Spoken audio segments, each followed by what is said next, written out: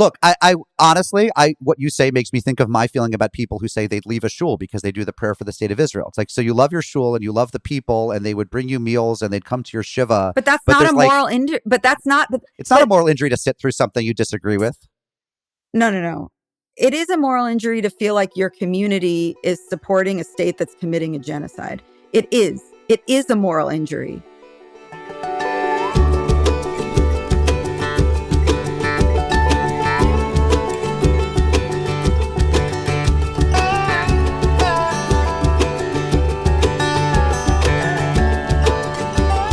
I'm Mark Oppenheimer, and this is ARC, the podcast. We are the premium audio product that goes along with the web magazine ARC, Religion, Politics, etc., which is online at arcmag.org. We are produced by the John C. Danforth Center on Religion and Politics at Washington University in St. Louis. And it is March 17th, St. Patrick's Day, as I introduce to you our latest episode.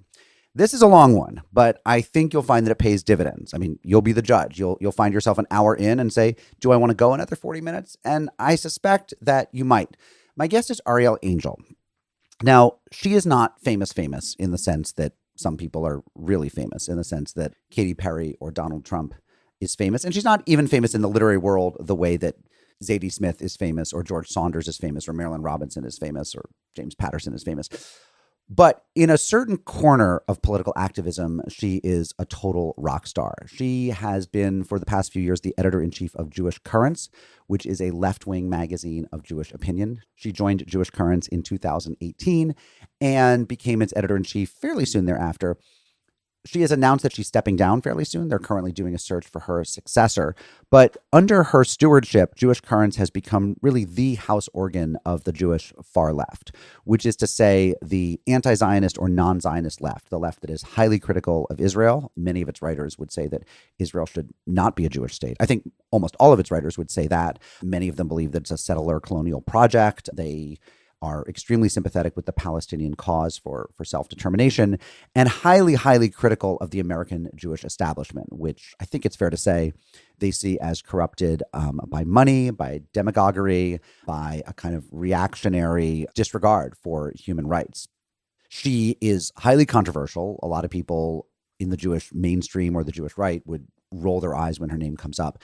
But in the Jewish left, and especially, I would say, in Brooklyn, in New York City, where so much of the Jewish left is concentrated, and in kind of small liberal and left-wing Jewish worship circles, chavarot, throughout the country, the name Arielle Angel inspires a kind of reverence.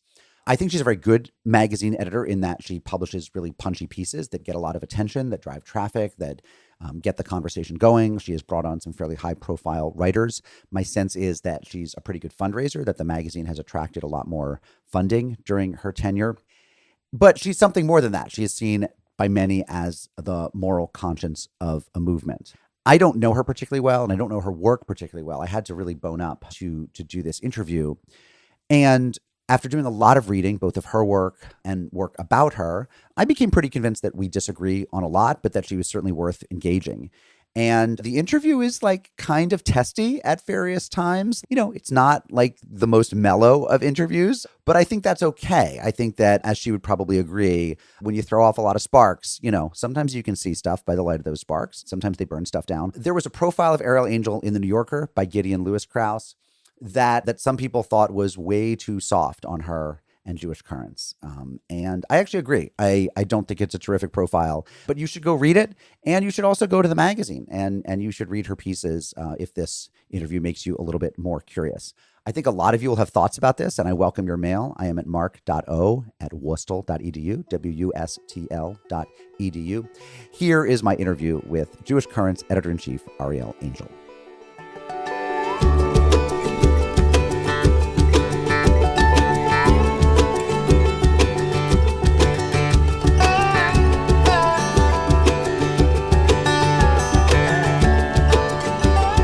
Arielle, thanks for joining me. Thanks for having me. All right, I want to start well before you worked for Jewish Currents. I was reading your old essay from Guernica magazine about your drug usage as at an uncomfortably young age for me as a dad. But also, you spent a bunch of years, I guess you weren't a Lubavitcher, but you were Chabad adjacent. You were a Chabad curious. I mean, I don't know if I would say that. I mean, I will just say that a lot of the kids that I did drugs with when I was younger, after a friend of ours died, became Chabad. And I wasn't really that adjacent to them while they were in, Right. because I don't know. I mean, I would go over, I would get invited for Shabbos, that kind of thing. And I would sometimes Sure. go. But they were my old friends. They weren't my current friends in that moment. But then one of them left. Actually, now two of the three have left at this point. But at the time, one of them left, and we started dating, a friend from my youth. And then I became kind of fascinated with like the Chabad Hasidus that I was learning through him, that he was still kind of carrying and attached to, but, even though he wasn't practicing anymore, So, yeah, I started writing a book mostly about his story that outlasted the relationship. And that was my introduction to Chabad, where I ended up sort of researching them for a couple years. Yeah. I mean, you've been to the Ohel more than the average non-Queens residing I Jew. would say so. Yeah.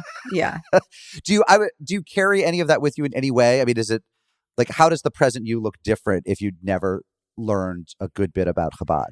Well, I mean, I don't really know, but like I grew up, I went to day school until 8th grade, and I actually loved learning Torah. I mean, that was important to me. And I think at a different point in my life where I have more time, I would like to learn Torah again. And I think just being able to study Chabad Hasidus those years, I mean, look, I can't even really say that I studied it, because I studied it alone and like through like online lectures. I mean, they put a lot of stuff online.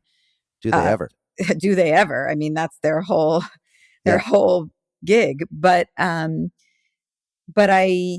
didn't ever have a chavruta, so I feel like I didn't actually study it. And I didn't really ever have a teacher. So, but I do enjoy Hasidus like quite a lot.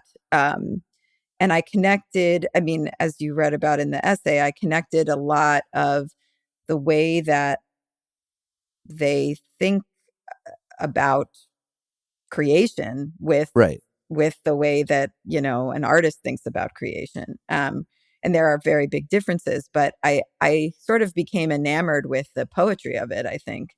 I'm somebody who, I think we share a lot of interests in common, but I'm not drawn to mysticism. And I'm not saying that you're like deep. I don't want to presume that you're like a full-time mystic, Burning Man, the whole 9 yards, but you're curious about it. It's interesting to you.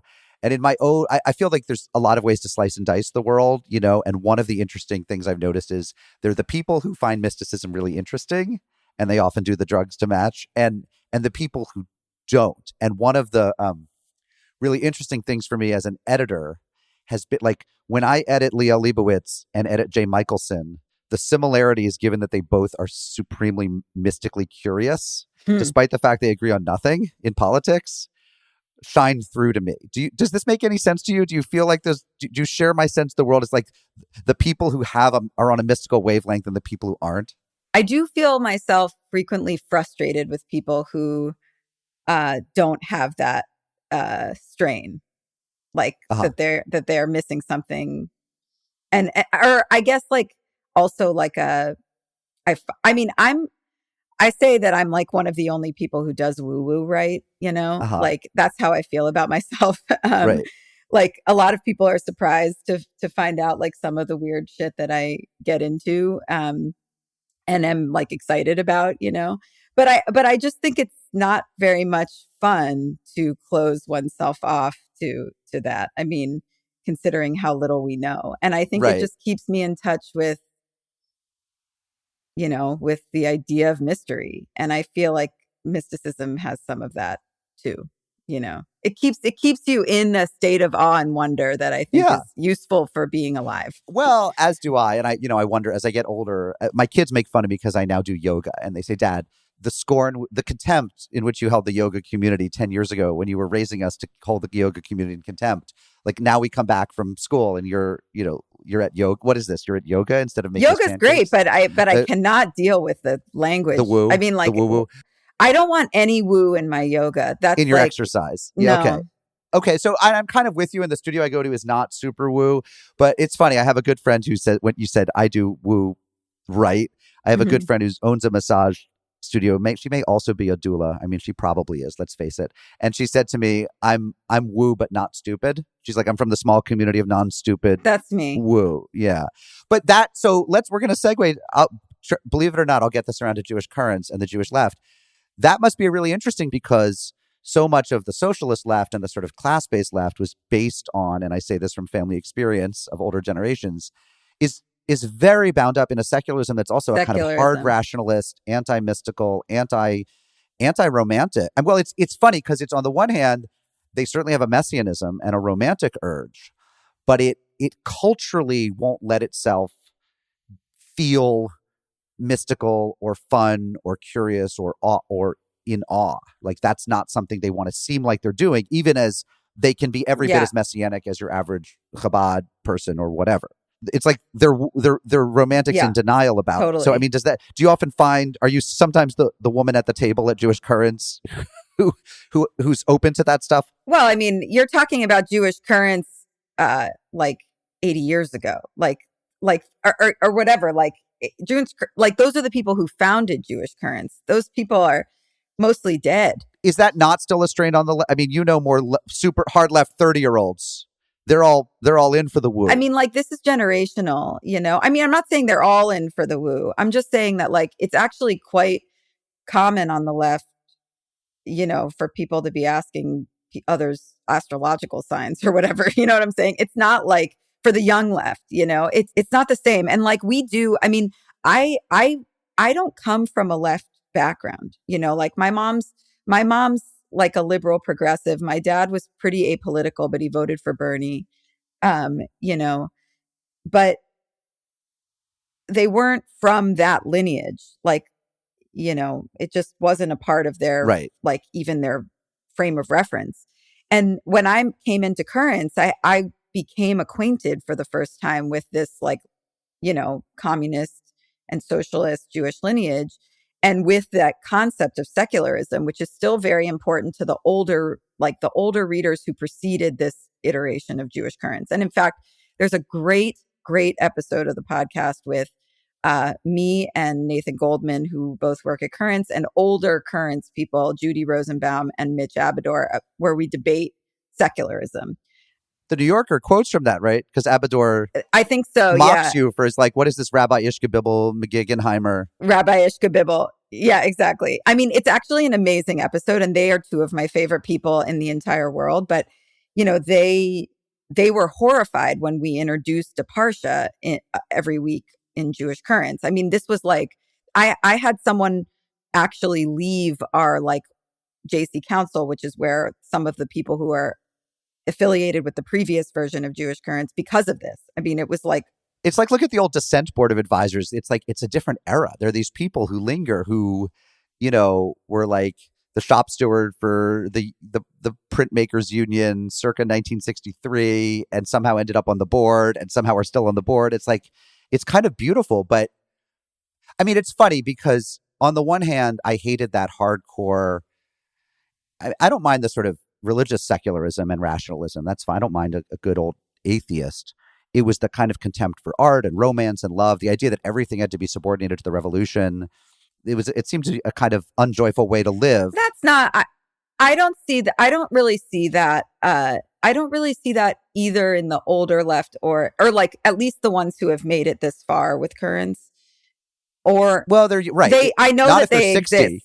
The people I'm talking about would be 90. No, we had the Right? 90-year-olds. I mean, they've been Yeah. dying, but I did meet those people Yeah. before Yeah. but you know, I did meet those people when I came on, and I think that Currents, you know, because they came out, a lot of them, a lot of the people who were affiliated with Currents before were Yiddishists, so like they were Yiddish communists, and so embedded in that meant that they had this extreme value for Yiddish literature, Yiddish culture, Yiddish music. So there was at least some way that culture was vaunted because it was connected to Yiddish, Fair which enough. was their political language Right. and their identity. So, Fair enough. so we had less of that. Although, like the second generation of Currents, Larry Bush, he he really thought of himself as totally, his work was really like a repudiation of some of his parents were in that generation. He did work with Morris Shappy's the first editor, and felt that their kind of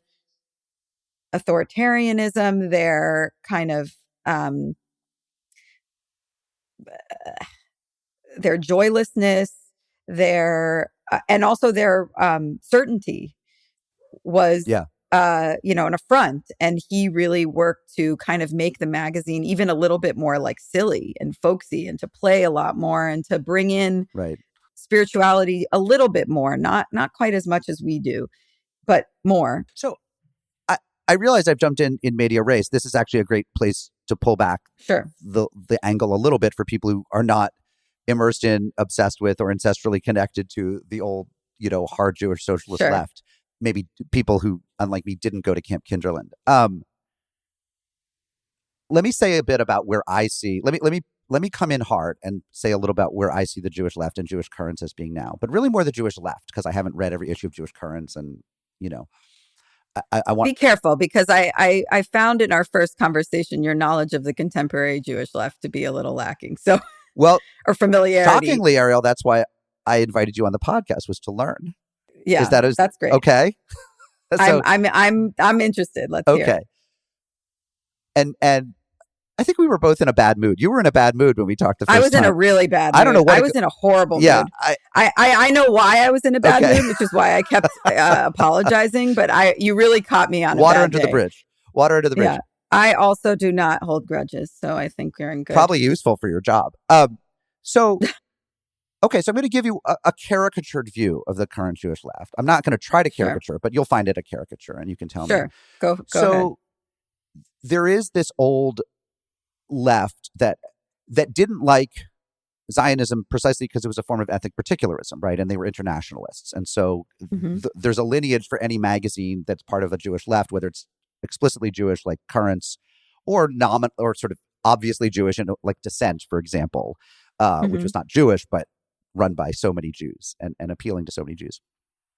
And I would even say spilled over into literary magazines, like more recently, like a Partisan Review, but more recently an N+1 or something, where there's this tension between particularism and universalism. So there was always this suspicion of Zionism and the state of Israel as a kind of ethnic particularist project in a world that was supposed to be moving beyond nation state borders. And in fact, in many ways was decolonizing and was moving beyond, it was moving beyond empire, setting up some other nation state borders, but hopefully on the road to a kind of universal brotherhood or of humankind, right? And so there are people on the Jewish left who I think are probably still, that's the hope. They would say that in theory, the utopia is one without ethnicities or without nations. Some would say without hard national borders, but within those, the one world government or whatever, there could be lots of ethnicities or particularisms or particular enclaves and traditions flourishing. Where that cashes out right now, as I see it, on the kind of Jewish left in its opposition to Zionism and its discomfort with the state of Israel, for some is a sense that, look, the country needs to just make everyone a citizen, and they'll have elections and it'll be a democracy, and that's where they have to go. And that's the goal, right? The goal is, look, there shouldn't be any laws that distinguish between one race or religion and another. That's illiberal. We all know that. We were raised to believe that's illiberal because we're Americans, and that's the project. And for some, the way to get there is continued democratic pressure. For others, the way to get there, or maybe even get to a kind of Palestinian homeland, a reclamation of the land. For some, it might be a reclamation of houses that Jews now live in. For some, it might not. But the way to get there might involve democracy. For some, it might involve violence. And the Hamas project, therefore, has a kind of legitimacy. And you pointed me toward an article that kind of, from I'm forgetting the name of the author, but on Electronic Intifada. Abdel Jawad Omar, on Mondo Weiss. On Mondo, my apologies. On Mondo Weiss. That it didn't endorse violence, but it sort of said, we're not at liberty to write Hamas out of the circle. They are the government there. They are the movement. If you're not dealing with Hamas, you're not really dealing with liberation, right? And so I would say that there's these tensions between, do you just want to think in terms of democratic norms, or do you want to think in terms of some sort of anti-colonial ejection or reclamation? I would then also say, yeah, I'm almost done. I'm not going to go on forever, but go ahead. Okay. Well, just you've already introduced like two major things to talk about, and I just want to like separate them for a second Go because ahead. there's a lot to say. But the first thing you're talking about is the question of particularism versus universalism or internationalism.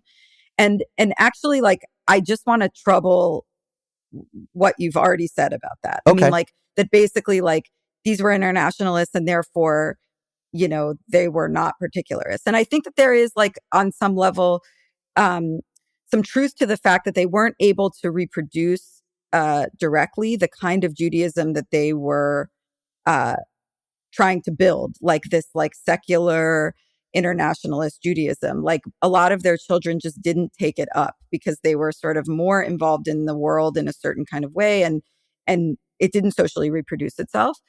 At the same time, they did not consider themselves, like, they didn't see those things in ultimate tension. And I wanted to actually read to you just very briefly something from the mission statement in 1946 of Jewish Life, which ultimately became Jewish Currents. Yeah.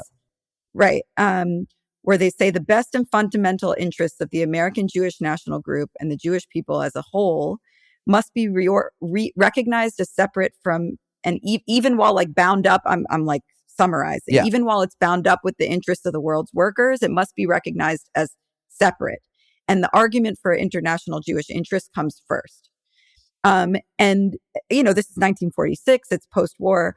And obviously there are very good reasons for talking about it that way. I mean, the world had just let a mass extermination happen. But you also have to realize that the party, the Communist Party in that moment, or within a few years, was going to also become allied with the new Jewish state. And so a lot of the people in that who were communist Jews at the time also almost got permission to become Zionists, and many of them were. And in fact, Jewish Currents took a lot of positions that you would consider to be Zionist positions, even if they were, you know, wary of, you know, so just to say, like was never identity, it was never that simple. And identity is strong, and people want it, and especially these Yiddishists, you know. And so, like, it was never a question of like, I don't know, like throw open the gates, like there's no particularity. They were actually quite rooted. And it may have been that I mean, I think there's a lot of reasons why they were not able to reproduce themselves. And a lot of that has to do with oppression. I mean, like McCarthyism just destroyed their community, and also the collapse of the party because of Khrushchev's speech. I was going to say by 1946, there wasn't much of a party. So I'm not sure how important what you're saying is. Well, I mean, there was. I mean, 1956 is when the magazine, I mean, like the magazine still had a very robust readership in 1946. Was it a communist magazine? Yeah. Okay. Yeah, I'm just saying, I'm speaking from honestly anecdata from my family, where my grandparents who were CP members said after the war, you couldn't even find a meeting. Like, it was McCarthy destroyed it. The Popular Front, patriotism, McCarthy all destroyed it. So like there were hundreds of people at these meetings in 1935. Yeah, but like, and afterwards you couldn't find a meeting outside of New York, Arielle. Outside of New York. Okay, but this is a New York magazine. Okay. This is the center. I mean, like, if you're talking about DSA now, you're talking about New York. I mean, like, that's not, you know. Yeah, they were in Philadelphia. They weren't in the sticks, but I hear what you're saying. Sure. Was there something else you wanted to say before? No, well, I just wanted to say that like, I think that there's a way of, I think what we take from this, and also what we come to naturally, is that there's a way of thinking about particularism and identity in a way that actually opens up onto the world, as opposed to retreats from it or creates a fortress from it. And that is what we're trying to do. So that goes to what I was saying, which where I was going with that, which was, so there's a couple different positions about what has to happen in Israel. And then in America, I see the Jewish left as having factions that are kind of Yiddishist and diasporist. That is to say, they're still culturally attracted to explicitly Jewish things. Some are interested in building religious institution, continuing the religion. And you've written very movingly about that in that piece that I want to talk about, that we need new institutions. We need new Jewish institutions. And then I would say there are people on the Jewish left who, and these certainly exist, and I'm not trying to say they're a majority. You should tell me how preponderant they are, for whom their witness against injustice feels Jewish to them, and they want to show up as Jews, But Judaism per se, or Yiddishism, or the trappings of Jewishness or By the way, Judaism. I'm not a Yiddishist. I understand. To be clear. Nor I. Yeah. Are not particularly important. That is to say, they're not spending their time. If those things died out, but Palestine was liberated, there would be no, they wouldn't sit around wringing their hands over the loss. Like, what they want is social justice, and they're showing up as Jews because that seems to me, for reasons sometimes they can articulate and often that go inarticulated, because these things are ineffable and weird for all of us. They're showing up as Jews. Yeah. Is that a fair description of the landscape? If not, how would you trouble it? That there are people, I think that you're saying that there are people on the left who are showing up as Jews because because there's political utility on this issue, and then others who are showing up as Jews also because it's part of the fabric of their lives. Is that what you're saying? Sure. Yeah, that was much more articulate than what I said. Yeah. I mean, like, sure, like there are people, inevitably there are people who, but what I will say is that, is two things. One, that what I notice more often is that people who start to show up as Jews in like Jewish community or whatever, and are finding and become kind of like party to all the things that go along with that, often find a Jewish home there that was lacking for them elsewhere, that embeds them in some kind of different Jewish life. Like, when I was organizing with If Not Now, 10 years ago or whatever, you would get people all the time who are like, well, I was never really involved in Jewish community because I never really found a community that felt right to me. Like, I wasn't raised in this kind of Judaism, or, I didn't go to summer camp or whatever. And so, like, I just never felt that connected.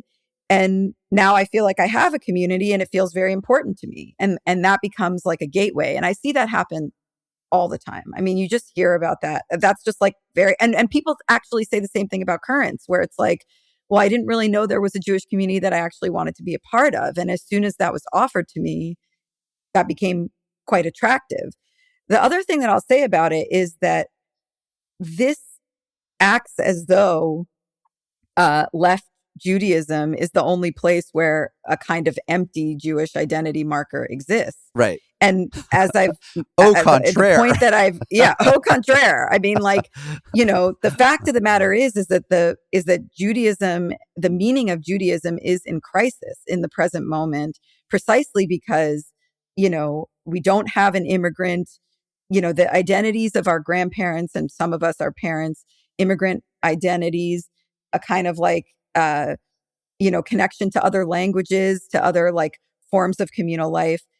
It's all gone. And it's been mostly replaced with a connection to Israel. And also, religiosity. I mean, like, you really only have like 10% of Jews who are practicing in the, Orthodox practicing in the United States. Look, I've been saying this for years. I've been saying, and initially it was my encounter with Zionist activists at a time when I was very interested in Jewish practice that made me feel like a lot of them were running this con game where they were telling themselves they were interested in Judaism, but really they were interested in donating to Republicans or some Democrats who towed some sort of neocon Zionist line, but like they didn't show up for Jewish life at all. So I hardly think this is a left wing or a countercultural phenomenon. One could argue this is a cultural phenomenon, a mainstream cultural phenomenon. I think it is a mainstream cultural phenomenon, but it's often dropped at the feet of the left. Like, it's often identified as a phenomenon on the left, as opposed to a symptom of like a Jewishness that has been hollowed out across the board, which is what has happened. So an argument I've had with a number of people, my old tablet colleague Alana Newhouse, who wrote this piece on brokenness that got a lot of attention, assorted people on the far left and the far right. This I'll call it a contempt for institutions seems to run through, unsurprisingly, since you're saying these institutions are rotting out on the left and the right, seems to run through a lot of this writing and commentary. And you, of course, wrote a piece called "We Need New Jewish Institutions." And I want to quote from it. I am an institutionalist. I believe in institutions. So that's the first interesting thing. We'll put this in the background, is that you actually believe that there should be institutions. And sometimes in your writing, there's a sort of beautiful, thinly veiled contempt for the people who just want to kind of have horizontally based, mass protests and then go home. And it's not that thinly veiled. It's not that thinly veiled. which must be interesting. I'm sure that's a tension between you and some of your peers. We can agree you're obviously right about that. But I want to read from this piece. You wrote, meanwhile, behind the scenes, dozens of anti-Zionist rabbis and other Jewish leaders have begun meeting under the loose auspices of a Jewish diaspora movement, you put that in quotes, aiming to support existing and emerging alternative communities. The questions to answer are formidable, as nearly every aspect of Jewish life requires rethinking. What forms of liturgy, practice, and theology do we inherit from the hollow husks of the various denominations in which many of us were raised? What is our relationship to Jewish languages, particularly Hebrew, but also the diasporic languages displaced by its modern development? How do we orient around myriad vexed conceptions of peoplehood and the biblical relationship to the land of Israel? Okay, etc. And given that you and I both have a sympathy and perhaps also just a kind of analytical commitment to institutions as something that are needed, I sort of wondered, the gulf between us is I don't despair of the current ones as much, and I am curious why you would think that their replacements or next iterations need so much revision and rethinking. I am shocked that you don't despair of the current ones. Well, and we can talk about that. So I guess I would say two things. Number one, like in my local federation here in New Haven, there's a lot of elderly people helped. There are homeless people helped. There are Jews who need stuff and Gentiles that are helped. There's a good place, to the extent they support the JCC, there's a good swimming pool and summer camps. To the extent they support my kids' day school, they do. And that enables them helps them get an education. To the extent that they've been there for various social causes, some of which you'd agree with, a lot of which you'd agree with, some of which you wouldn't. Like they're effectual. I'm what I see is like, and all of these people are kind of underpaid nonprofit workers. It's not like these are kind of, rapacious capitalists who are in the Epstein files, right? So I'll just put that out there that I often... Some of them are in the Epstein files, including the chairman of the board of the JFNA. So like Mark Rowan is all over the Epstein files. So I was talking about the ones in New Haven. I was talking about my buddies in New Haven. Some of whom maybe. Sure, New Haven. I'm in the Epstein files because he got forwarded are you in the Epstein files? I'm in the Epstein files because it's I'm easy not important enough to be in the Epstein Let me tell you how easy it is to be in the Epstein files. He was forwarded 12 years ago a daily digest of articles of interest, and there were 17 articles there, and one of them was a piece I'd written for The Atlantic, and it was number 14. And so I'm in the Epstein, like there are millions of people. Valley is too. We're on the Epstein. Random forwarded him the announcement for Ellie Valley's book. There you are. It's like there you wild. Are. Okay, yeah. But so I'll just put out there first of all that those people, and again I'm talking about kind of right-wing revolutionaries as well as left-wing revolutionaries as well as everyone in between, who have a contempt for the institutions. Often when I sit back and think, I read it, I nod along, and then I sit back and think about the people I know in the institutions who seem to be working hard for not great pay and often doing good work, and it doesn't square with my experience. I'll put that out there. But here's my question. It would seem to me that if you want these institutions to thrive, that instead of saying we're going to have a new liturgy and we're going to have a new this and a new that, it would just seem to me that what you'd want to do is retain as much as possible. You'd want to say you can hear the same liturgy. The Purim Carnival will seem the same. You'll sing the same Ma'ot Tzor for Hanukkah at our shul. The Kaddish for your parents will sound the same. But we won't... You won't do the prayer for the state of Israel. That would be one option. Or the prayer for the U.S. government. That would be... Well, the prayer... Right. Those prayers are often aspirational, I would say. The prayer for the U.S. government isn't saying the U.S. government's great. It's saying we hope, we pray for them to have wisdom, which I think we do pray for. But I guess my broader question, Arielle, is just why would we want to change so much? Wouldn't we want to keep as much the same as possible to give people connection to tradition and what they know and what makes them feel comfortable? Well, I mean, like the question of what is tradition and what is not is also a question. I mean, like that assumes that there's some authentic Judaism that exists somewhere when like actually what we know as Judaism is not that old. I mean, like there was an attempt, like if you would have walked into a shul in 1930 or whatever in the United States on the Lower East Side, it wouldn't look the way that your conservative synagogue looks like in the 1980s, 1990s or whatever. So I think like we're assuming that the idea of tradition is more solid than it is. Now, I'm not trying to change Torah. I'm trying to I'm very interested actually in, just as an example, like we ran a piece a couple years ago that I think was crucial, arguing just for using the regular Haggadah and not using these like social justice Haggadahs that are just total, like within a few years, you have so many like cause du jour is piled up on, it so doesn't many make things any on the sense. So many fruit on the Seder plate. so many things on the Seder plate. Kiwis, kumquats. Yeah. It's like, like we can trust our ancient technologies to have what they need inside of them, and they usually do. But I also think that we confuse things that we mistake things that are new for things that are ancient all the time. Sure. And also we need to be able to rethink things that are ancient. Like we need to be able, like the point is not to like throw out. The point is to be able to, make decisions about what is working and what isn't, for a certain kind of moment. And we may overcorrect, and then the next generation may find something else and go back to something that feels better for them. But I mean, I think that, okay, so like you're talking about your local federation, and maybe your local federation is amazing. I have a feeling that I would not feel as comfortable in your local federation as you do, because I am not a Zionist. And I think that moral injury for many of us becomes, and also is connected to a lot of other stuff. Like it's not just like, if it was just about that, it would be one thing, but it also trickles down into everything, into the way that they engage in local politics, the way that they do engage in local politics, and the way that they deal with education and certain issues in education, and the way that they work with other communities and how and who they work with. It becomes global. It's not, and that's not to discount, the work that they do with elderly people and the work that they do with homeless people. I think that mutual aid work is crucial. And also, like I would like there to be a replacement that can do that work without the Zionism, because I don't think that we're going to be able to.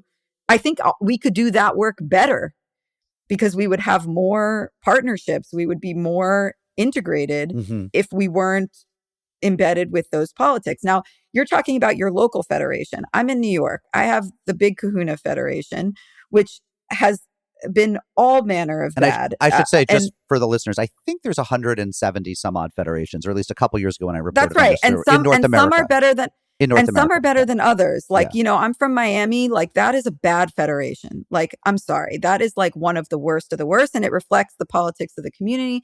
But, like my cousins in Columbus, Ohio have kind of a nice federation, like they vary based on the local community, and I'm not broad brushing, but the national JFNA, which is a hugely powerful organization, is using their power in ways that to me is a moral injury, and that I cannot be involved with the rest of it. Like, and there are just a lot of people like me.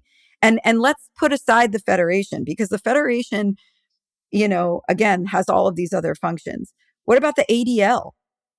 Like, does anyone think that the ADL is doing a good job? Like, literally anyone. Like, is there anyone on any side of anything right now that thinks that this is the way that it should look?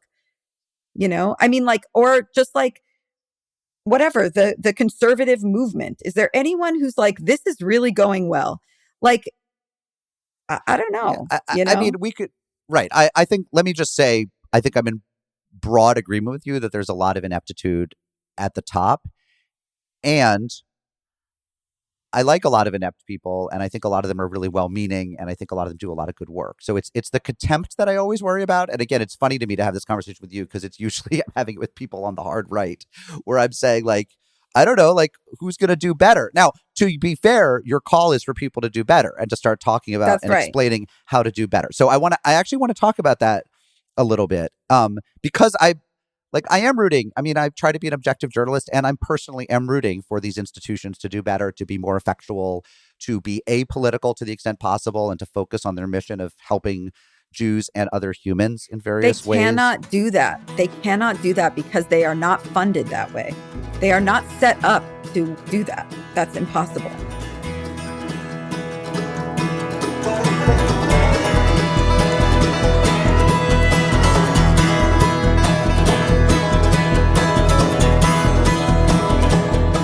You've been listening to my interview with Arielle Angel, the outgoing editor-in-chief of Jewish Currents magazine. They are online at jewishcurrents.org. over at arcmag.org. So much good stuff right now. You may have read last week that Paul Ehrlich, who was the author of the late 60s classic The Population Bomb, which warned that the world was going to buckle under the weight of too many people, has died. He's an interesting guy to think about right now when so much of the panic is that we aren't producing enough people. And to think that just, half a century ago, the concern was we're producing way too many people.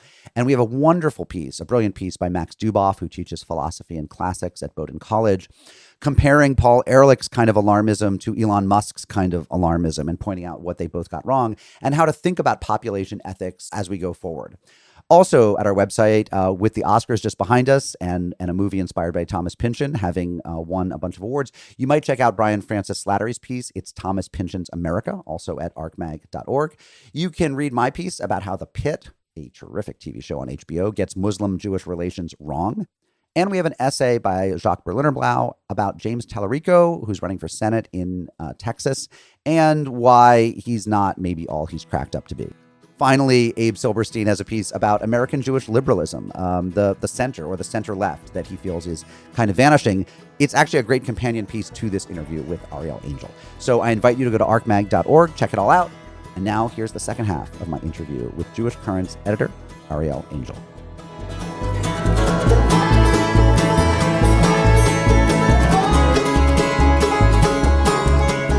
So we want to move towards this world that is a safer space for non-Zionists, for people who have critiques, for a kind of broader base of, if I'm trying to paraphrase you. So, and then I read your piece, and one of the things I see, and this is not, I'm not putting this on you, but I'm saying one of the things that when you follow the links out, when you read about these, attempts to do diasporist philanthropy, et cetera, and build new institutions, the kind of nascent structures that you think we have to encourage and support. I'm thinking like the Jewish Liberation Fund, which, whom I went and read a lot about because you told me to. You look at the photos on these websites and it's like people at rallies, or maybe it was an encampment, holding up defund the NYPD signs and the Black Lives Matter posters. And they're all wearing masks, even though it's outside, presumably in April, because I think maybe it's the encampments and it's Passover. And they're all 21. And I'm looking at this thinking, this is the cultural far left, is what I'm looking at, right? I'm not looking at anti-Zionists of all hues, stripes, ages, whatever. I'm looking at the kind of people who you see bicycling down the street half a mile from anyone wearing masks because they think it's political allyship of some sort. And this is a stereotype, and I'm painting with a broad brush. But for 51-year-old normie dad like me, I just think that is so not my movement. Sure. What does that have to do with the price of tea in Palestine, to be blunt? And what does the encampment have to do with the price of tea in Palestine? No. What does the encampment movement have to do with Palestine? No, that's not. I think do you not know what I'm asking? That well, I'm asking all these other movements. That it's not about everything. That it's not about disability rights and defunding the police and Black Lives Matter and the environment, and all of which you and I are probably relatively allied on. But when it becomes everything, it actually becomes a vibe or a mojo and not a movement. And that's a problem on the left. And I guess I'm curious, and I bet you think it's a problem on the left. I don't. You don't? No. Okay. I mean, I just think once you start organizing, actually organizing, you realize very quickly the ways that things are interconnected, and also the ways that really showing up coalitionally creates political power. And it's not just transactional, but also politics. People misunderstand what solidarity is. Solidarity is about finding shared interest. It's not about altruism or something. Mm-hmm. It's not I'm helping you because, I love you and you need it or whatever. It's also about recognizing that there's connections between the work that we're doing, between the things that we're fighting for. And you see them. I mean, look, right now in Minneapolis, right? You have what seems to be, by all accounts, an unprecedented communal, and I mean broadly communal, citywide, not Jewish, effort to care for people who cannot leave their homes, and to repel ICE from what seems like essentially terror, like a terror campaign. I mean, like, they're tear gassing schools, they're shooting people dead in the streets. And you have people basically doing protective presence work. I mean, like, that's what they're doing. And then you have people who trained in the West Bank to do protective presence against settlers and the military, training people in Minneapolis to do protective presence work because it's so similar.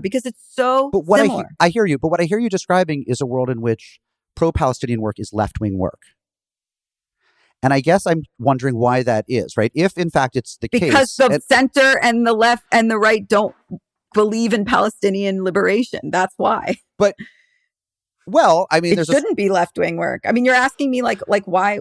I guess I'm asking you. Yes, I'm asking you a kind of a hypothetical question. Why does the center and right not believe in like healthcare for everyone, or like, it's left-wing work. So does that mean, as a kind of pragmatic prudential thing, that the movement you're describing to liberate Palestine, right, is one that is going to be allied with certain views on immigration, on affirmative action, on gender-affirming care, on all these other things that lots of people who might look at Israel-Palestine right now and say the Netanyahu government is toxic and the war was fought indecently, et cetera, might not share because most Democrats don't share those views on affirmative action and gender-affirming care right now, right? Wait, but also you're like piling a lot of things when there are a lot of different views on.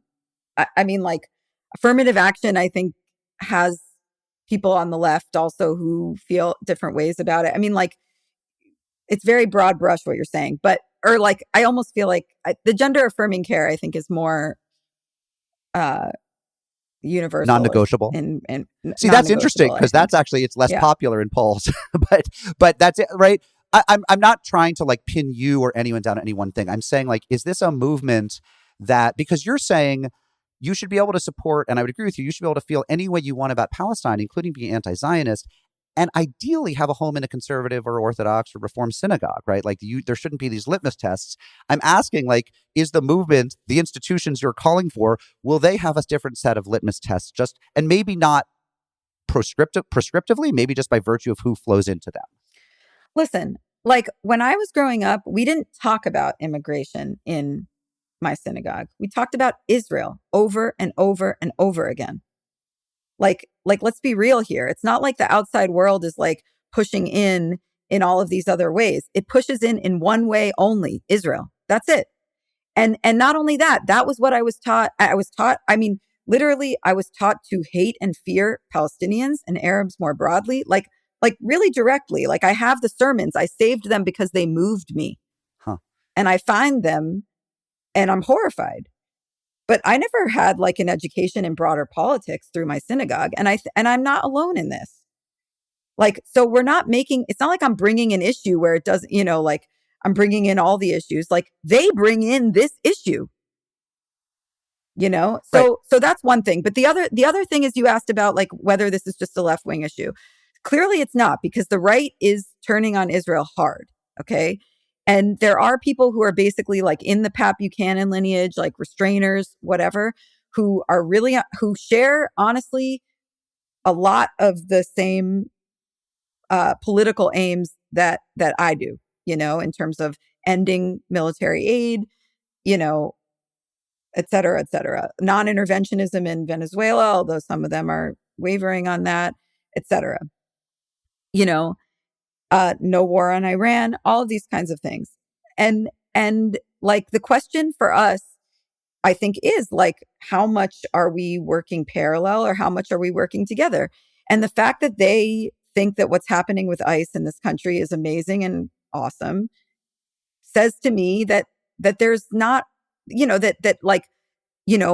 people in Congress may vote together on a specific bill and they have that opportunity to actually work together in that regard. But the rest of us don't really have like that kind of narrow opportunity for working together.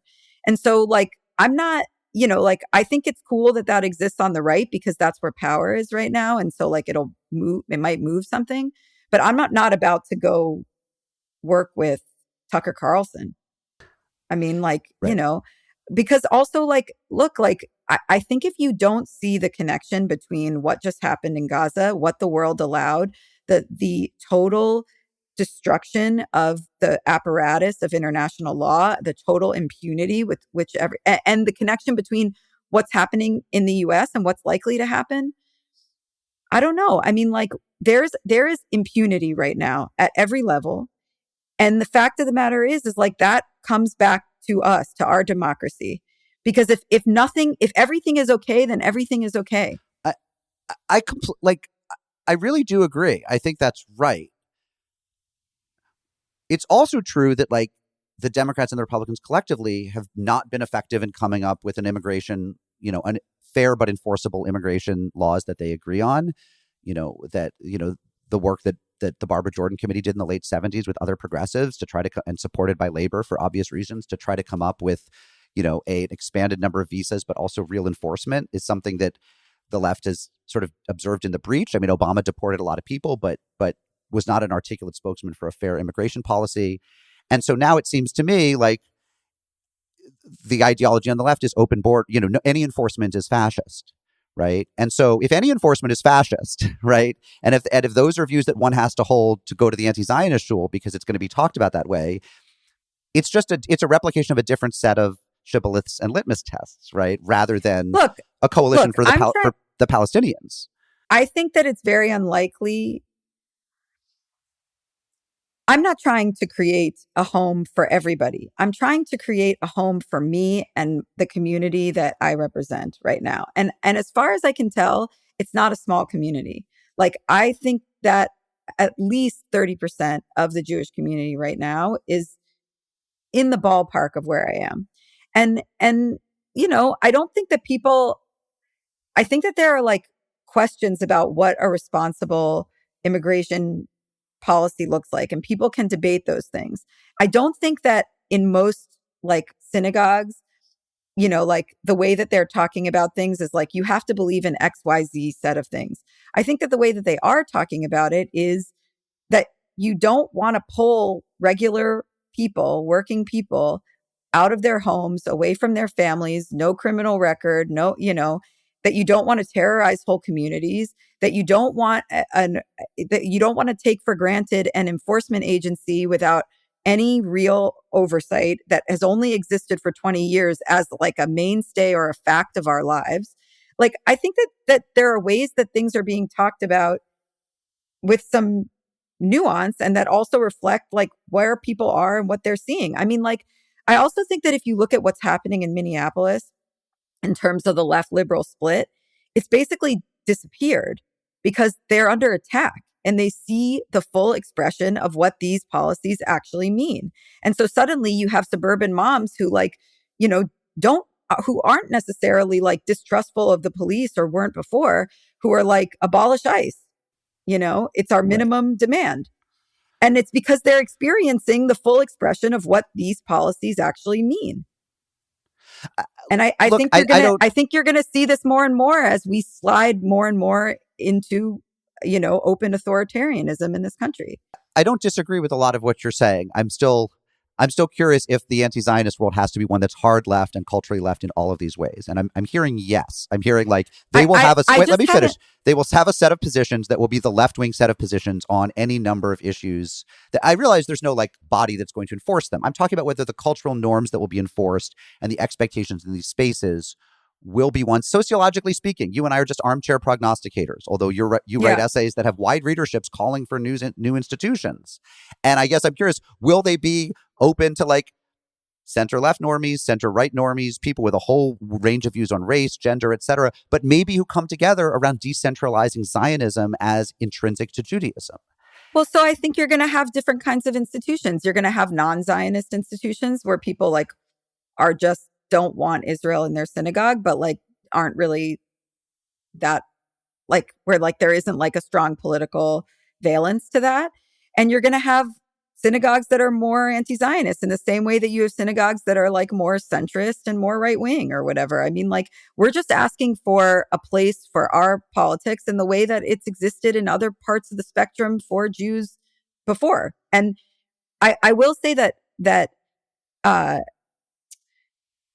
this idea that like you would be an anti-Zionist and be like all in on those politics and that have that not affect any of your other politics is different. I mean, it's just like hard for me to imagine because I haven't met that many people who, and not because they've been like brainwashed or they feel like this is the cost of admission, but because the process that they had to go through to get to become an anti-Zionist has taken them on a path of thinking about colonialism, thinking about imperialism, thinking about militarism, and that path has, oh, see, that's interesting. Open the door to a whole bunch of other things. I'm sure that's right. Yeah. Sorry, go ahead. Well, I just find this person that you've created who's like an anti-Zionist but doesn't care about these other things. It's like, well, how did they get to become an anti-Zionist? Like, what are the things that they care about within this that are, feel really like politically salient? Yeah. This gets very into the weeds, but I mean, this is interesting. And I think it might reflect, and I never want to put words in other people's mouths. It feels to me like it reflects a sort of different orientation towards movements or towards the kind of like the sort of integrated synthetic notion of justice as this kind of all-encompassing thing that will lead inevitably to all these different policy positions. I think all the time that there are people who, so for example, I look at the way Israel has behaved sometimes or I just look at history and it raises all sorts of questions about Palestinians' rights to be in homes they used to inhabit. I look at defund the police and think only a lunatic could want to defund the police. They are utterly different in my mind. Like, I don't think serious people actually want to get rid of the police tomorrow. People who said that are virtue signalers or morons. And even the people who talk about defund the police are not envisioning a world where tomorrow they're gone. A lot are. No, I think people recognize that you need a process, and you also need a society that's going to support other kinds of things. You can't I don't think that people are like, if they are gone tomorrow, that's the right way of doing it without any. I'm raising a point about how culture works. When I see defund the police signs, especially now, the people have still kept them up, it triggers certain things culturally about who they're going to be. The masks they're going to wear, even when no one's within 50 yards, their general views about culture. I feel like you and I know the gestalt I'm talking about, and I don't have to go through the litany. And that's, I am allergic. But I will also say, I and a lot of people I know are allergic to that gestalt who have a whole range of views on Israel. And so I'll also say that the question of masks in particular is a huge fight on the left. And leftist spaces, I think you can tell a lot about them from spaces that are still like. Oh, tell me more. Explain it to me. Well, I mean, on the Jewish left right now, like at the DSA or whatever, I don't think anyone's masking, and the Jewish left, a lot of spaces are like not optional masking. Like, I went to a service this year, the Sephardi Mizrahi Egalitarian Kehillah. It's like an anti-Zionist Mizrahi Kehillah. I'm Sephardi Mizrahi. And, you had to mask, and like the JVP national members meeting, you have to mask. Would most people want to be masking in there? No. And was there a lot of grumbling? Yes, there was. But there, in that situation, there was like, the maskers won the argument. In terms of like their ability to attend if people were not masking. Now, I don't want to get into the politics of it, but just to say, like, there are very different opinions about what we should be doing about that. And like a lot of people find it really annoying. And at least one person that I was with who's, kind of a leader in this world was like, how do we expect to attract regular people to this movement when everyone's masked in here?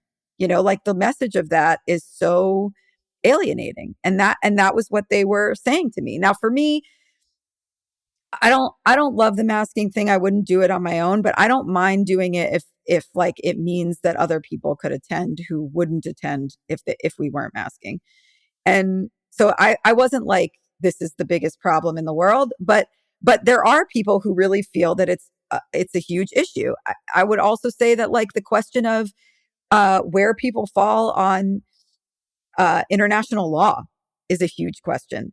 There's not like a set, like the way that people engage with international law, whether this is like something that needs to be rehabilitated and we need to like lead on it, or whether it's like a tool of the people who wrote it and the oppressors. Exactly. Which, or it could be both at the same time. But the question is, how do we engage with it and how do we talk about it within our work?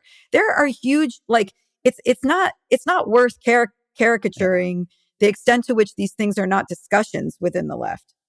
You know? I understand their discussions. I guess I wonder, and look, you're the boss here. I mean, as you correctly pointed out, I'm right now, complete dabbler. I will tell you that a lot of the people I know on the left who say things like you do, look, it's not my cup of tea, but I'm happy to defer to these people from it's important, have no idea how profoundly weird it looks to most people I know, including most center left liberals, and how destructive it is to movement building.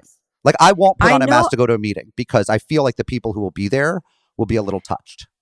I totally understand how you feel. And also, I'm willing to bet that you wouldn't go to that many meetings to begin with. Like I don't, like, you don't organize. I know that from, I'm sorry, but I know that from like the way that you've talked to me about things, like. Well, I'm a journalist. I don't actually think I think we should try to maintain some objectivity. I totally hear that. Yeah. I'm just saying that, like, so let me give you an example. My mother. Yeah. My mother is a retired judge. But before she became a judge, she was very involved with reproductive rights. And in the 70s, she founded the first abortion fund in Florida. And it still exists today. And after she retired, she went back to that abortion fund and started organizing. And she is left liberal, but she's a boomer. I mean, like, she finds all this stuff, like the fact that, like, you go to I did a podcast actually with her that you might be interested in, but she is going to these repro conferences. She's the oldest person there, and everybody's like checking in on feelings and like holding stress balls, and like everyone is holding differently space, abled, a lot of holding space, holding space and all this kind of thing. And she's just like, why does everyone use the word y'all? Like, they're not from the South. I mean, like, she's just like having this cultural confrontation with like this different cultural space that she finds very weird. At the same time, she's a committed reproductive rights activist. Like, she's not going to leave that room because that's happening. And the more she engages with these people, the more she's like, they're amazing organizers. They really know their stuff. They're like politically on point. And okay, like, they have this like different cultural thing that I feel weird about. Now, should the bar be at my mom, who's like never going to get out of the, who'll be organizing movement from her wheelchair? Yeah. Yeah, exactly. Yeah. Like, it shouldn't be. And I think that there should be an effort to like bring people in. But look, I honestly, what you say makes me think of my feeling about people who say they'd leave a shul because they do the prayer for the state of Israel. It's like, so you love your shul and you love the people and they would bring you meals and they'd come to your shiva. But that's not a moral injury. But that's not. It's not a moral injury to sit through something you disagree with. No. It is a moral injury to feel like your community is supporting a state that's committing a genocide. It is. It is a moral injury.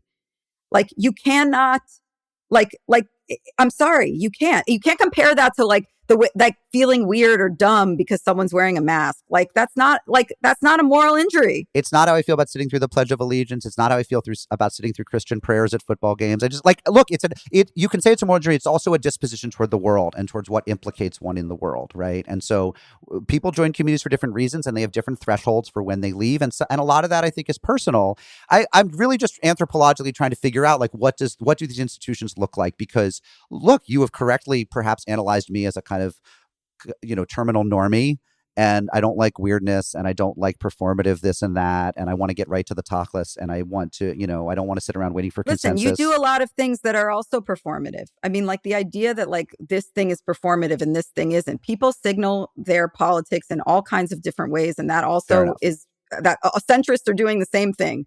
They're performing they're rational, whatever, but that's also fucking performative, so whatever. So they're performing different things. Look, personally, this is not my mode. And like, obviously there are ways, like, there are different segments of the left who inhabit different kind of, mostly, I would say, mostly aesthetic preferences. Yes, a lot of but that's aesthetic. What they are. They're aesthetic. And there's an aesthetics of centrism, and there's an aesthetics of the right and fascism, obviously, I do ultimately, I mean, I think for me, and this is no doubt a self-serving way to put it, some of it is like a desire to get along. I mean, I feel like I want my shul to be a very comfortable space for anti-Zionists and non-Zionists. I think it is. We have some. I would say we have as many non or anti-Zionists as we do hardcore Likudnik Zionists, and most people are probably in a kind of muddled, I hope, thoughtful middle. I also want the anti-Zionist space to be places that, are open to the aesthetics and the points of view of normies, and I would say a kind of broader constituency in a lot of ways. And as a journalist, I sometimes dip into these things and then probably too quickly reflect, sort of divert away, saying they seem off in a certain way, or they seem destined to kind of be a niche, a terminal niche. But look, your magazine grew by a lot. Look, maybe you're right, but I just feel like these positions are no longer marginal. And I think that history has moved forward. There has been a genocide. It will be recognized as such. If it even to the extent that it's not fully recognized right now, it will be. Like the legal case on this is solid, okay, in terms of international law. And so and also, like, soon, I mean, I don't know. I'm not so naive as to think that this will make a difference when other things didn't. But like, soon there will be journalists, outside journalists, let into Gaza. Like, the world is going to see what happened there.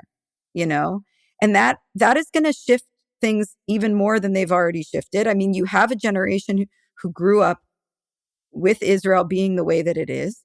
It's only going more in that direction. There is there is continued ethnic cleansing, genocide, and displacement. And there's also a rotting of the culture that goes along with that. I mean, like a real kind of arrogance, hubris, callousness, stupidity. I mean, ignorance, real like qualities that have enabled it, or like that are a byproduct of having to support this kind of injustice for so long. And we need a divorce from that. I mean, I think that there was a moment. I just read an article in the Forward, a really good article about a synagogue.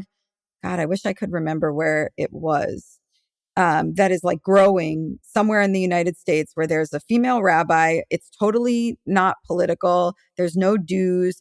She's like there's like a mechitza, but there's like also there's a third section for people who are gender not, that's just tri-chitza, whatever. So it's like trying to do something different.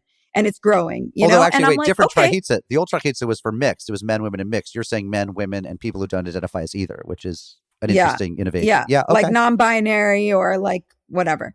And like, if somebody wants to go to that synagogue and like they're an anti-Zionist, like, that's great. Like, I think that's beautiful. Like, I want there to be more spaces like that. Like, I'm not saying like that space is wrong.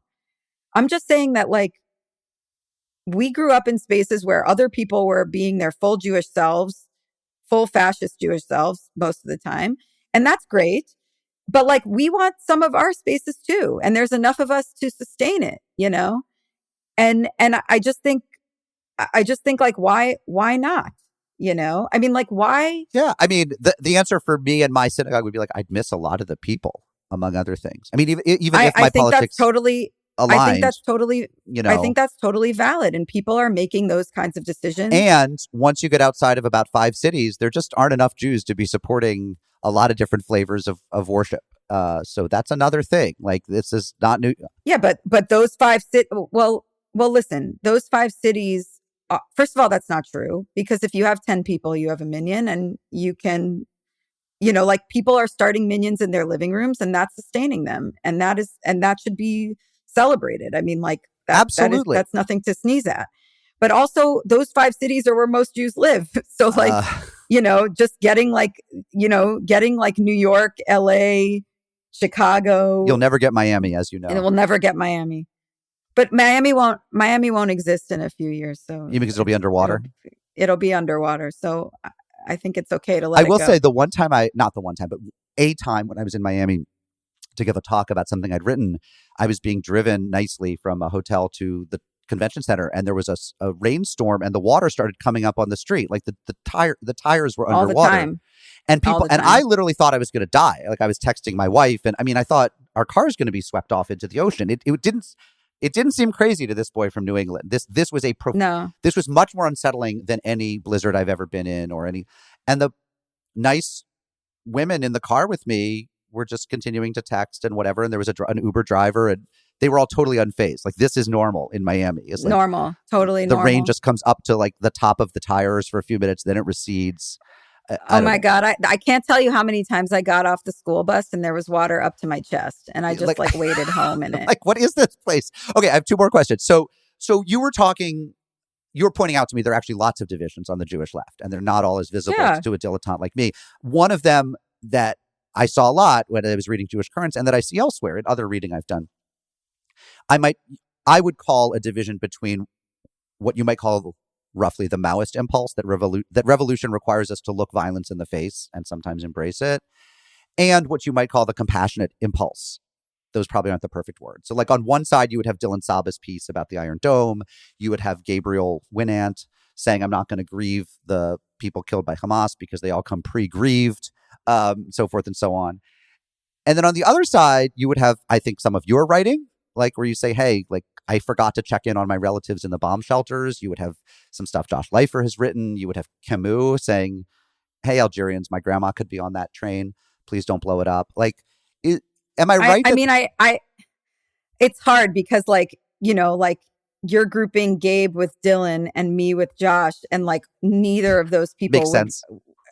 Like neither of those groupings would make sense. Okay. So I set that up unintentionally, provocatively, but maybe you could say something about. Well, but I think that even that is important to recognize. Do you know what I'm saying? Like, I think actually like me and Gabe may not be that far apart, Mm-hmm. There may be more space between me and Josh at this point, and maybe even like Gabe and Dylan or something. Do you know what I mean? Like, I don't know, like I don't actually, and I could be wrong about that, but I wouldn't, like, I don't see myself reflected in Josh's politics anymore. And I know he doesn't see himself reflected in mine. And I also don't see myself reflected in Dylan's politics. And so I don't Fair know. enough. So my apologies. I do think that, I think that you're right in terms of like, the question of how we metabolize violence. I do think that the question of how we metabolize grief is also important, but also like on a different axis. I think that what is difficult for me, I'm just going to speak personally, sure. Because I think that's easier than like trying to like diagnose the left as a whole. Like maybe somebody else would be able to do that, and I just don't feel like I can. And one of the reasons I don't feel like I can is because I do feel a little bit like these distinctions are important online, but like actually like immaterial because of how powerless the left is in general. Mm-hmm. Like you can have Maoist politics, but like I don't actually know what the expression of that is in like domestic politics right now. I mean, I know it's not like interested in electoralism or whatever, but like I don't know what it is. And maybe that's my own like ignorance of like this other world of left politics that I'm not like more in, Mm-hmm. So, and but also I feel that way about the position that we're in. Like we're just sort of powerless, and we're in, I mean, not entirely, but and we just had like this win with Zoran or whatever, but it's like, I don't feel like we're at like a choice point between like Maoism and something else. Like, like that's not the historical moment that we are in. Like we're actually in a moment of like democratic backsliding where like the left liberal coalition, like where it's going to be interesting to see whether liberals actually step up to defend democracy, But anyway, in terms of where I am. Yeah, go ahead. In terms of where I am with this, I think that, it's hard to recognize that the violence, I think that there's always this like push to be like, how do we feel about the violence? Like, how do we feel about like, how are we going to engage with like whether we condemn the violence or whether we support the violence or whatever. And my position on this has always been like, it's not actually a part of our tangible politics. Like the violence is happening because of the situation, and actually like doesn't, like, whether we condemn Hamas or not, like Hamas doesn't care. Like Hamas is the ones who are in the situation that's producing the violence and making decisions to produce it, but they're not like consulting like, campus SJP chapters. I'm certainly not being, I'm certainly not being consulted, So the fact is that the violence is a fact. And the fact of the violence is the fact of the occupation and the genocide and all of those things. It's also the fact on the other side. Like, we're always debating the kind of like resistance violence. We seem to almost never be debating the violence of the Israeli state, which is the far more salient, the far more powerful party doing way more killing, And so like for me, I'm like the political questions, like the political questions for me are about like what it means to build a movement that like feels like the reification of that violence is important to do. Like I don't understand that impulse like at all. I just don't, because it's not actually like the work that is ahead of us. Like we don't have any control over. Wait, what's the impulse you don't understand? The impulse to make the question of violence, of like whether we like support it or don't, a primary question in our organizing, because it's literally irrelevant to us. Like we literally can't go pick up arms. Like even these people who are for it, like they can't go join Hamas. So like, what is the organizing axis of this point of view? So I guess you see yourself as an organizer, not, or I mean, I think my job is I haven't organized in 10 years. Right. So, I guess I feel like part of the job when I read a journal of opinion, I'm just sort of like, these are my own commitments and also preconceptions. Or like, the job is to say true things, right? If killing people is bad, if taking hostages is bad, nobody should have problem running a piece saying killing and taking hostages is bad or evil. Obviously, the piece would say a little bit more than that. But I mean, the question to me wouldn't be, is it good for the movement? The question would be, is it true? Right. But I think the question of I think the question of whether killing and taking hostages is bad is just like the wrong question, even intellectually. I mean, like, we just know that that anti-colonial and violence exists, and that in some cases it did secure something, and like, we can't just like deny that happened. Like that's like one, like we also can't deny the fact that like people who are being violently oppressed are like have the right to resist violently. Like, do they have the right to kill civilians? No. But are civilians killed all the time in this kinds of situation? Yes. Like, we just know that, and so to like, it just takes this kind of violence out of the context of all of history. Now, whether it's wrong or not, like, yeah, it's horrible. Like in the, like obviously to stand in front of a unarmed person and kill them in any situation is wrong. But that has all sorts of ramifications, right? That the kind of movement that would do that is the kind of movement that can never be allowed to come to power. It's the kind of movement that rightfully should surrender and give up its arms. Like, there's all sorts of implications that one could draw from But wait that, a minute, like that, right? But if that was the case, do, then like all of our wait. Yeah. If that was the case, then we would have no Western governments. Like, we would have no, like, that just assumes that like the people who have been doing violence continuously for hundreds of years are justified, and the people who resist that are not. And like, that's not a distinction that I feel like I'm, qualified to make in this regard. Right. I mean, if the point of view is like all anyone who has arms is anyone who's holding power by force is a terrorist, and therefore there's no distinctions to be made. I mean, that's a position, I guess. I guess there are people who hold it. What did the Haganah do? Like, what did the Palmach do? Like, right. So my question is, to me, these are interesting questions. In my communities, that was celebrated. In my community, those actions were celebrated. Right. The Palmach, the Haganah. Right. The Stern Gang. I got it. I understand. I understand that one person's freedom fighter is another's terrorist. I think that's often really true. I don't think it's like universally true, and therefore there's no right and wrong. But I think it's works reasonably well enough.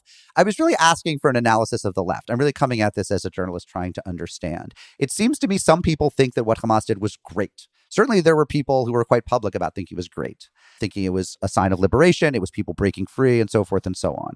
And then it strikes me there's some people who simply can't cotton to the idea that fellow Jews or fellow humans being taken hostage, killed, etc., while doing nothing violent is great. That strikes me as a really profound cleft. That sounds like I certainly don't think that my concern is as fellow Jews. Like, that isn't how I would put it. I said like, as fellow Jews or as fellow humans. At this point, I'm just saying, like, for me, like at this point, I care as much about what happens to Palestinians. Like, not when I was a kid, obviously, but, in terms of like what has happened in my work and listening to Palestinians and becoming, like having Palestinian people in my life, like it matters to me what happens to Palestinians. And that also makes a difference in terms of how I experience October 7th as a Jewish person who knows that October 7th wasn't the beginning of the history, as people often say. So, that does affect things, And I think that the question of like whether you think it's a good thing or whether you don't, it's so complicated now anyway. I mean, look, we just talked to people in Gaza and the West Bank who we spoke to since October 7th. Like we followed up with them to see like where they are, what's going on. That piece will be in our next issue, our spring issue. And these are people who had very different ideas about Hamas, very different ideas about October 7th, some of whom themselves were like supportive when it happened, from inside, just being like, reclaim our land. And this is somebody standing up for us and all this kind of thing. And we made sure to like publish some of these ideas because like it's important for people to know like how people in Gaza are feeling. Think. Yeah, totally. And I would say now, like to a person, there's a feeling of it wasn't worth it. And also like a reckoning with like what a strategic failure it was, which I didn't expect, by the way. I really didn't know what we were going to get back. And I didn't know that this was going to be such a theme across the territory. There is a real sense of hopelessness and a real sense, like people say, we still support the idea of resistance and we still think that we have the right to resist. But like what Hamas did on October 7th didn't take into account that it gave an excuse for genocide.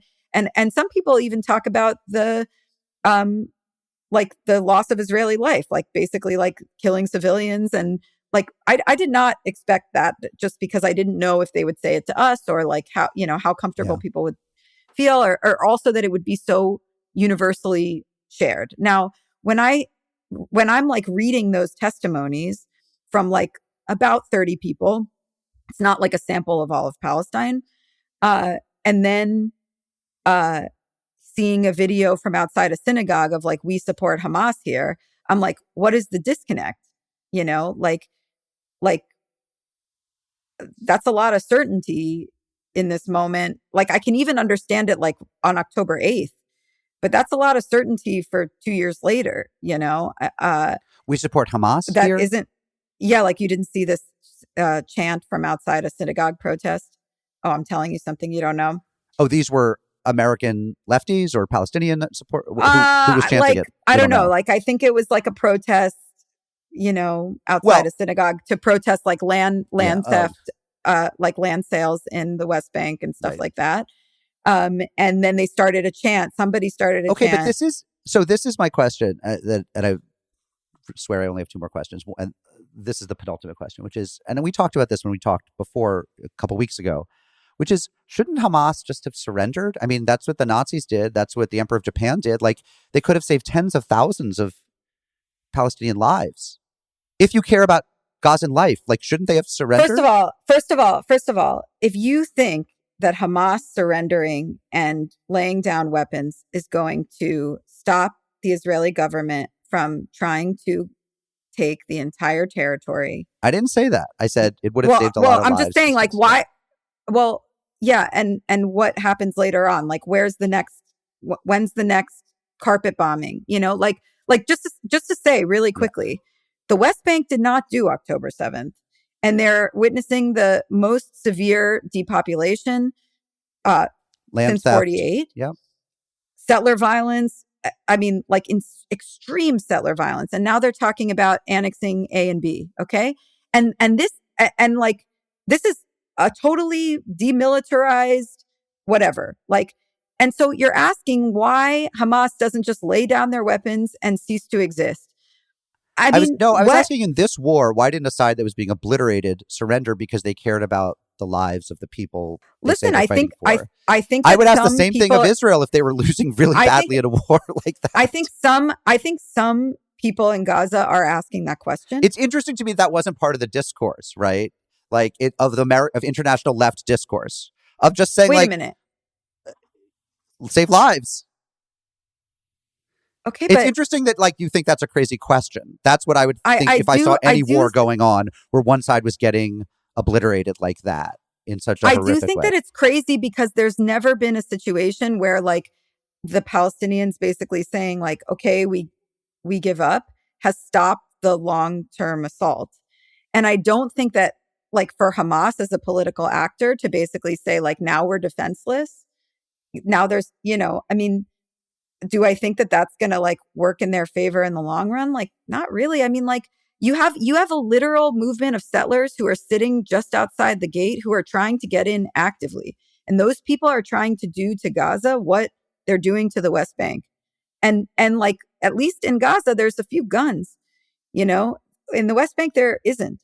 And so I mean, I'm not saying that I think that there should be fighting there. I'm just saying that if this were Jews, if we were talking about Jews, the Warsaw Ghetto Uprising is this story in our history that we laud and we talk about and blah, blah. And maybe you're saying we shouldn't, but I'm just saying, why should they just be slaughtered?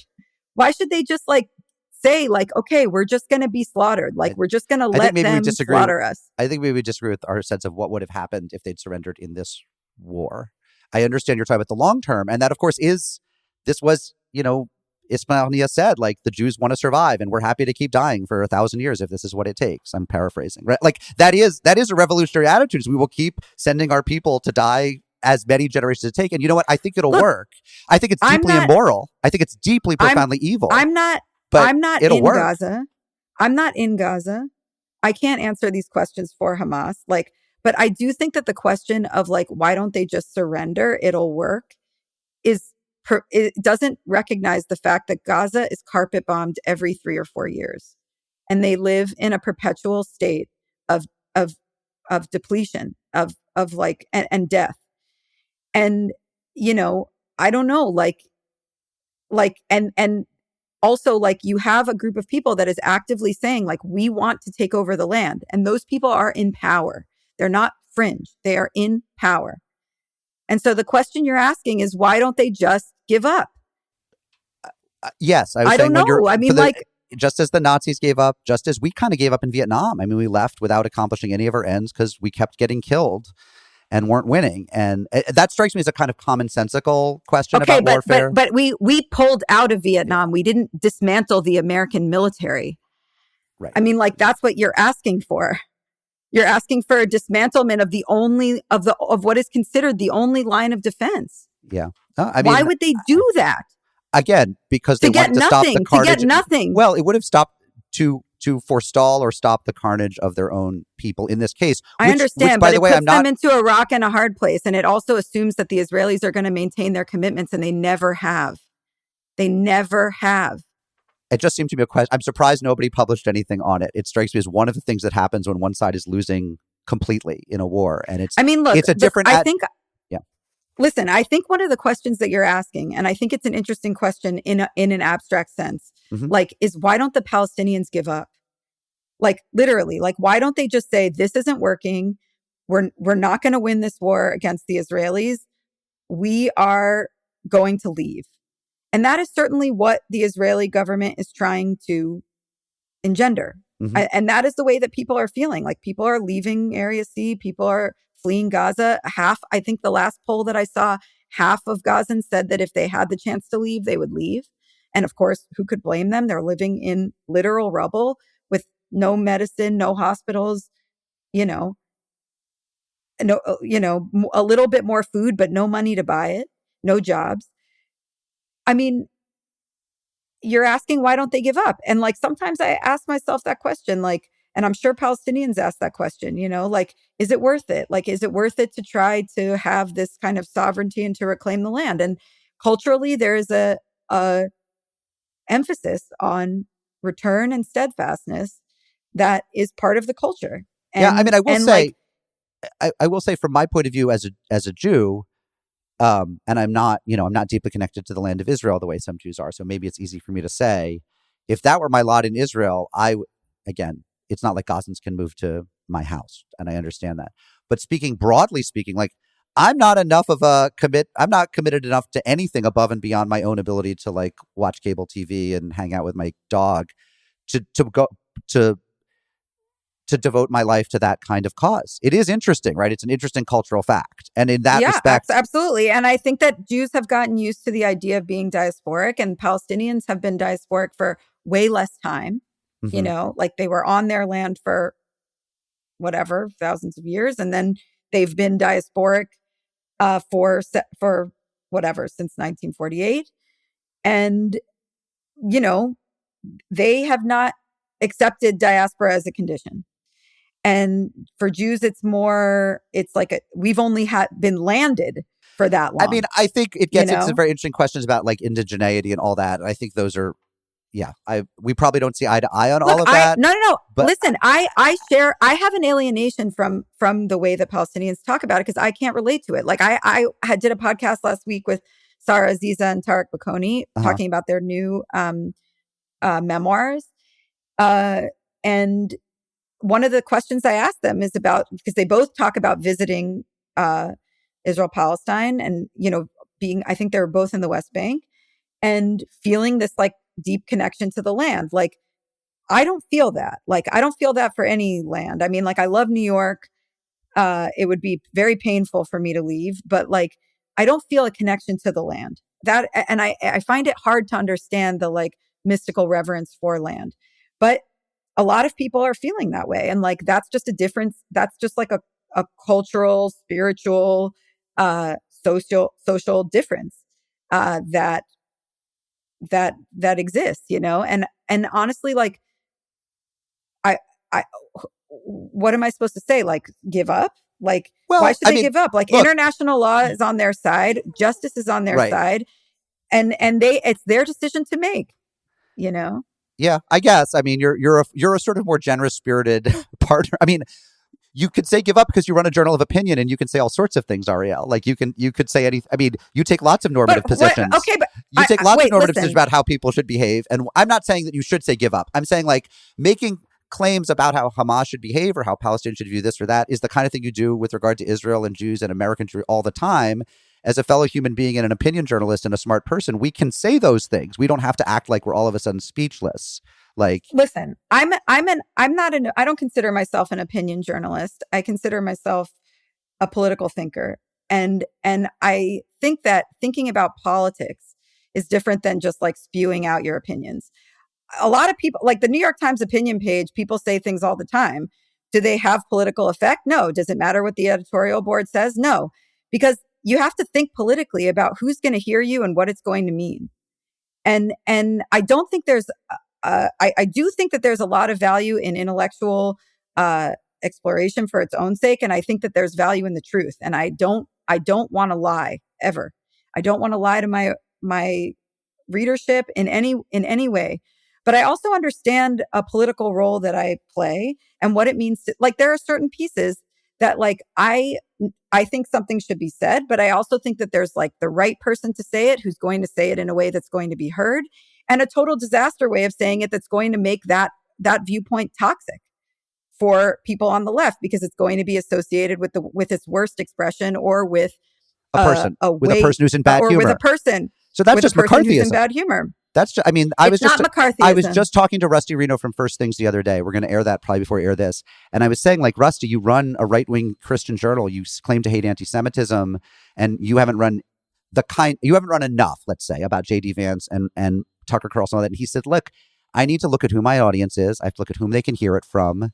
I have to look at, like, he was saying the exact same thing. Yeah, I totally understand. No, the job is to say true things, Rusty. The job is to say true things. the job is to say true things, but the job isn't to make true things toxic.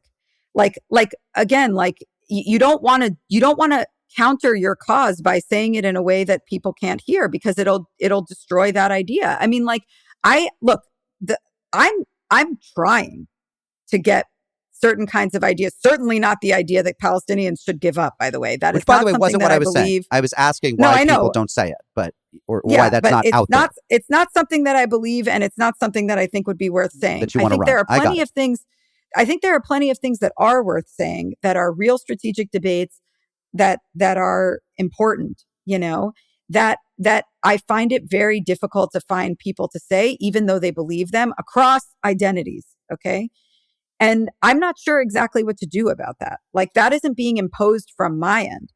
That is in, like, my job is to try to get people to feeling brave enough to do that. But also the political moment needs to give them that space. And like, I sort of recognize, I mean, I beat myself up about it all the time, but I sort of recognize the extent to which, like, if we're not in a political moment where things can only be said privately and not publicly, like, I'm not really in a position where I can force it into, unless I'm the one who has to say all of it myself. And I'm not sure that I'm the person to say all of those things, like, you get my discomfort though, like, right?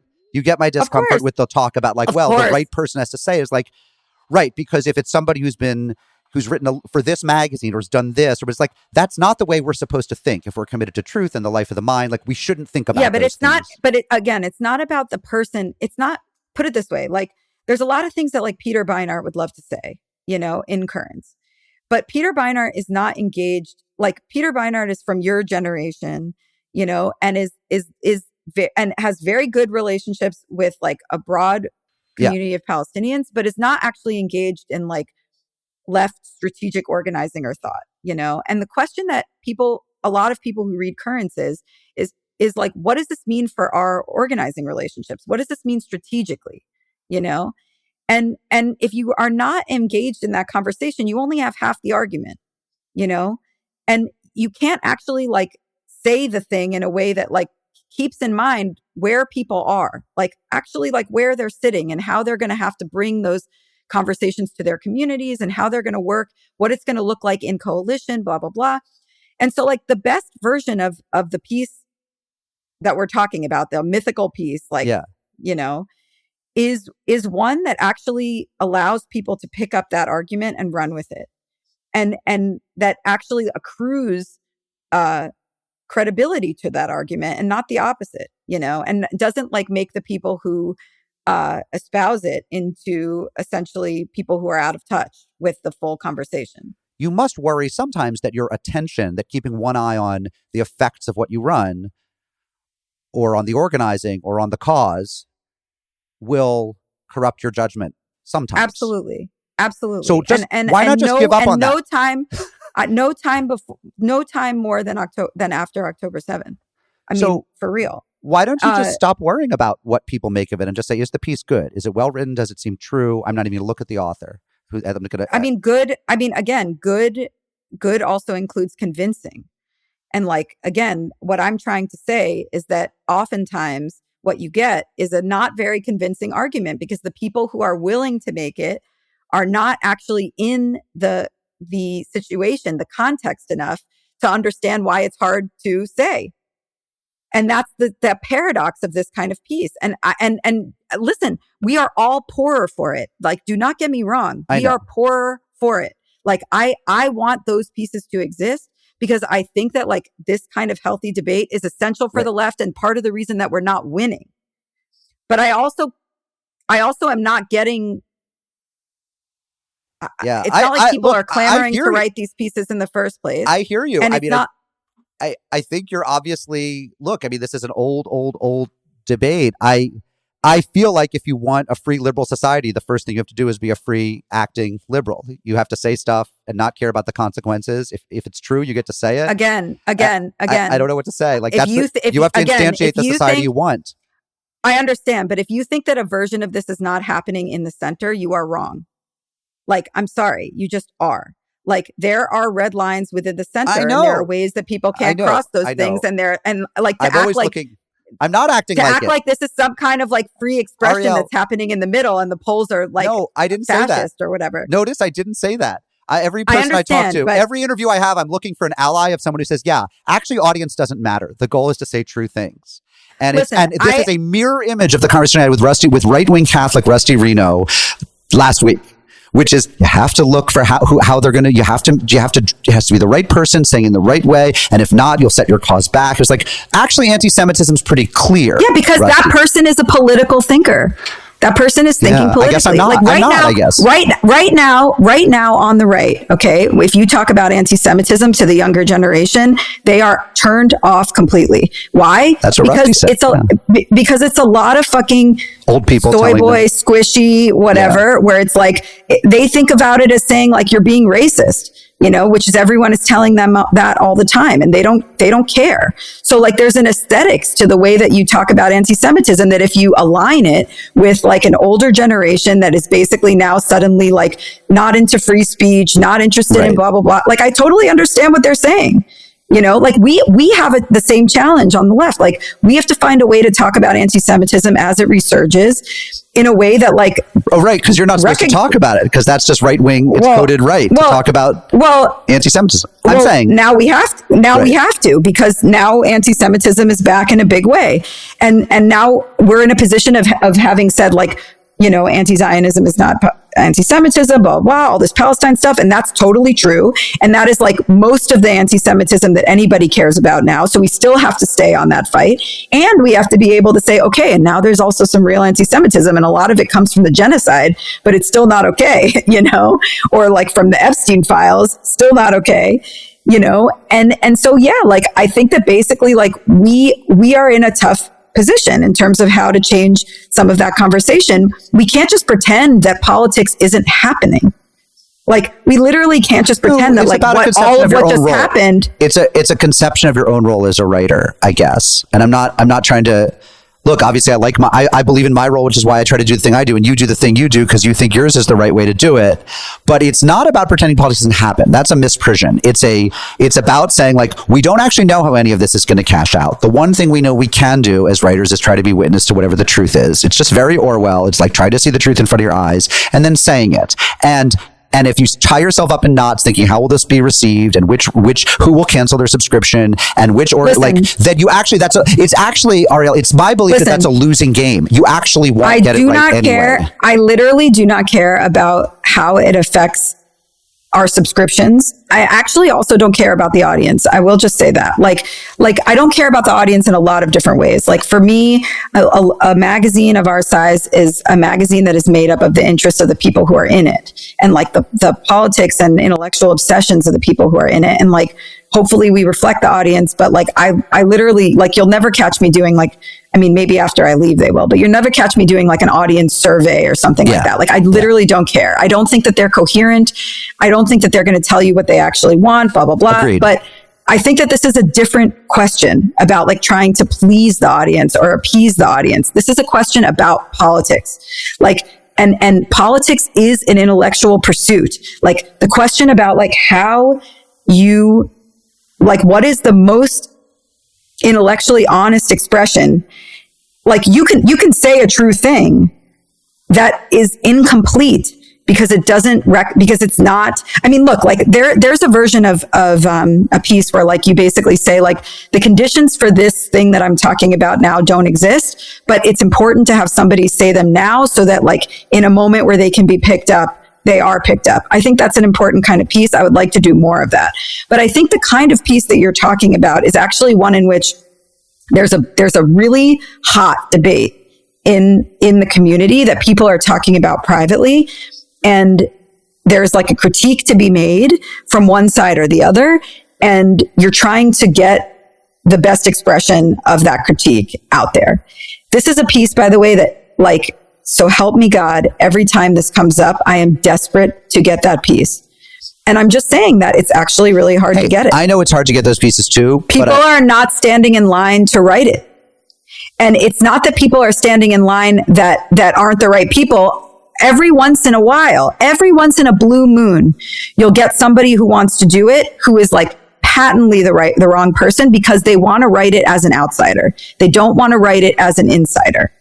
And for me, the best way to make those critiques is to make those critiques from the inside, because then that is a trustworthy critique.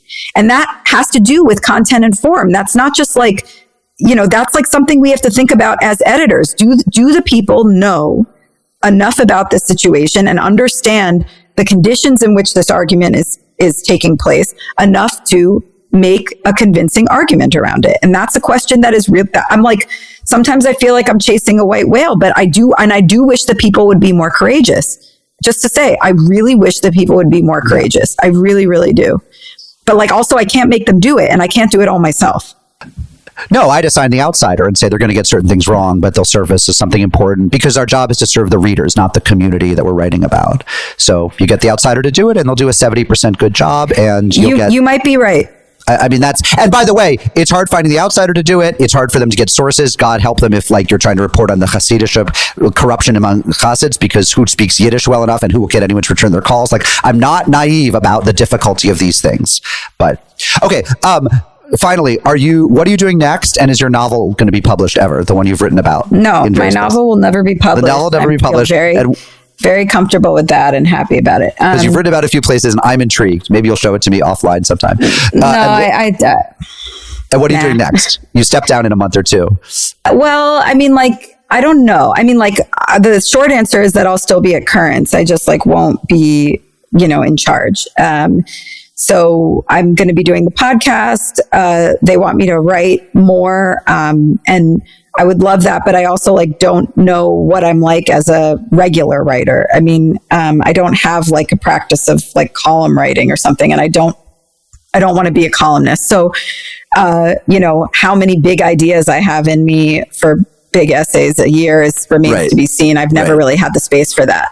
But I will also be doing like some consulting. I'm not going to drop all of my editing load. So like, I'm still basically with Currents. Like, I'm not going to be looking for another job, but I will have a lot of like soul searching to do about like what is next for me. And I haven't really had the space to think about that while I've been in the job. So we'll see. Arielle Angel, you gave me about twice as much time as I'd asked for. I'm really grateful. I hope it's been okay. Yeah. Yeah, it's been better than I hope it was okay for you. Well, I like tough conversations, but I have to remember that not everyone. This wasn't so tough. This wasn't so tough? Oh, good. All right. No. Good luck with the next chapter, whatever it may be. Thanks.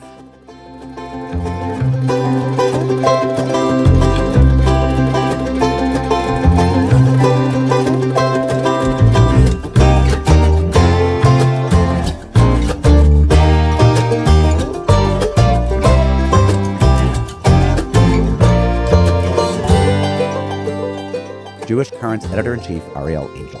Her magazine is at jewishcurrents.org. I'm Mark Oppenheimer, and this has been ARC the Podcast. Please send us your thoughts and comments at mark.o@woostel.edu. ARC the Podcast is edited and produced by David Sugarman with the assistance of a terrific team of interns, including Caroline Coffey, Ben Esther, Ezra Ellenbogen, and Sadie Davis Susskind. At the Danforth Center, we are supported by Deborah Kennard, our director, Abram Van Engen, Mark Valeri, Sherry Pena, and many others. And our magazine is at arcmag.org. Thanks for listening.